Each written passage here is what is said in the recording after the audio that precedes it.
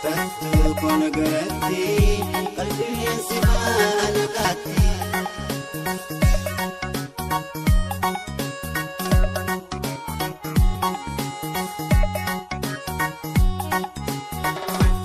Bifni ijoollummaa koo siif jedhee na dhufe yoollaa lubbaa koo garaan na rafame osoo na gadduutiin jiraadha akka ilmuun haati raatuute.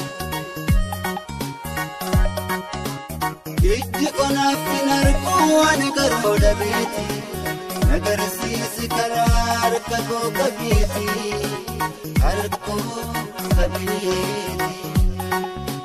Dhagiiwwanni koona maraasara sibbiteetiin fira koo jibbeessa kootan gala eessa kootan gala. Tuura dhaabbateetiin bishaan daawwadhee utuu isaa ani ofiin sodaadhee ergaan keessa rakkoo fe'an miidhamu koo baree yaa Rabbi ani hoomaaf hin mararree. Tuura dhaabbateetiin bishaan daawwadhee mutuuteessuu isaa ani ofiin sodaadhee ergaan keessa ofiin miidhamu koo baree waaqaan uumamni kee maaf hin mararree. Yaa Rabbi qiyaa'ee asirraanatti dhooftee murtiin tuni hindi du'anii jee aamiini jee aamiini.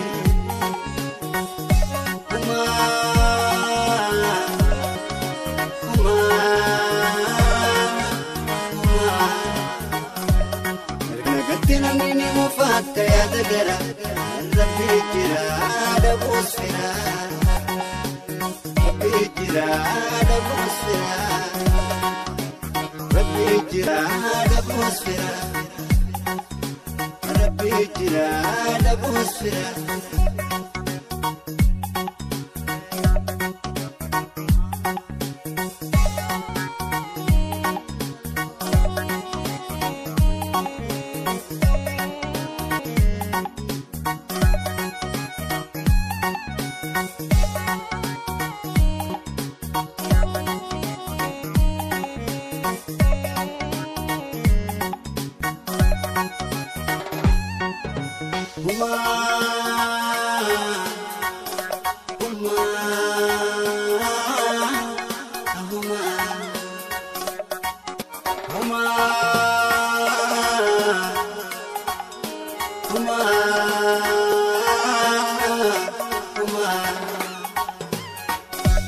Erga naganti namni mufaakka yaada gara Rabbi jira dhabuus fira.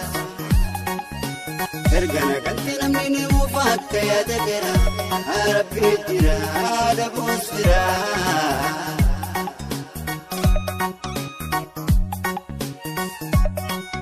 Jee aamiini Rabbi qiyaa'ee asirraana dhooftee murtiin tuni hindi du'anii jee aamiini. Dunee bannu sammanaa nagaatti kaawwal dhabnaa akutattu koo nagayatti qalbiin si faana kaatti. Dunee bannu sammanaa nagaatti kaawwal dhabnaa akutattu koo nagayatti qalbiin si faana deemti jee aamiini. Yaa Rabbi siif kennee lameelatti hoolini soba ta'uu bareedu baatanii ijji dhugaa qalbii ta'aa garatu qalbii ijji dhugaa qalbii ta'aa garatu qalbii amma mool fagaattee bareeddullee allaatti qilleensarra beekimo booddiin du'ati laafumarra.